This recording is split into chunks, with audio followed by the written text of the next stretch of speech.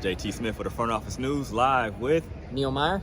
And the Bearcats win against Indiana 45-24 in a tale of two halves. The Bearcats jumped out 38-10 in the first half. Second half, it got a little hairy and they ended up winning 45-24, and it was a lot closer, at least it felt a lot closer than the end score. Neil, what did you see, especially in the first half where everything was going great on both sides of the ball? And then we'll talk about what the second half looked like between what we saw in the game. Yeah, the first half, I think everyone can elaborate on the fact that Ben Bryant was letting it fly here at Nippert Stadium today. I mean, he went 17 for 21 with 314 yards and 3 touchdowns in the first half. Obviously, that is a program record since 2015, as Ben becomes the first player to throw for over more than 300 yards since Gunnar Kiel did back in 2015 here at Nippert Stadium versus Houston. But the first half was the story of Tyler Scott. He had 3 catches for 158 yards and 3 touchdowns, including a 75-yard touchdown right off the rip. And to see the performance Tyler Scott had today was just incredible. I mean, we all seen it in practice, and it's truly special what Tyler Scott is becoming. And he's becoming a very dynamic receiver, and it's going to be fun and exciting to watch him grow. For sure, man. He was killing it. They couldn't check him, man. Like, they couldn't check that young man, especially in the first half. Like, they had nothing. That post route was there. Even in down and outs, if they gave him a little bit of space, he was putting them on skates and going to the house.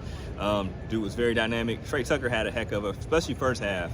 I want to say he had 5 catches for 92 yards as well. Second half didn't do as much, but I feel like those two they've had 2 dynamic weeks back to back, and that's something that Bearcat fans aren't used to, especially in the passing game.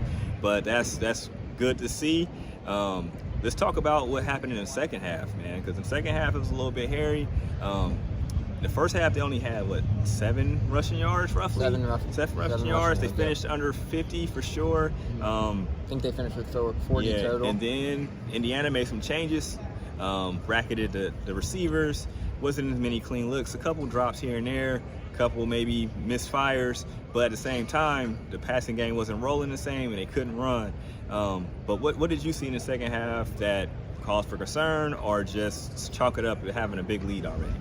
I think coming out in the second half, you knew they were going to make some adjustments early. I mean, Indiana's run defense has been known to be one of the top run defenses in the country, and we saw it here today as that was on full display.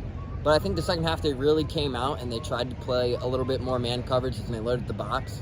And once they loaded the box, it kind of made it a little more uncomfortable for Ben to throw back there in the pocket. I mean, first half he had all day. He could sit back there for 40, 50 seconds if he wanted to and just get whatever he wanted.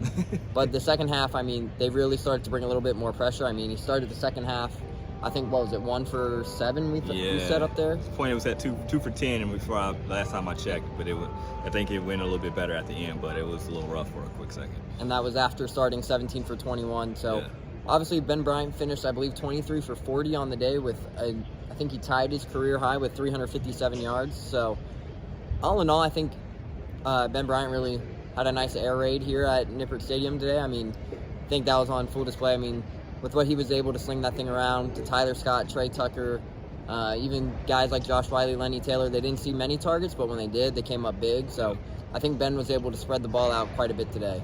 For sure. This is a big win for the Bearcats, even though it didn't go as pretty at the end as they wanted it to. I feel like they got to play a lot of people, especially on defense, which is huge.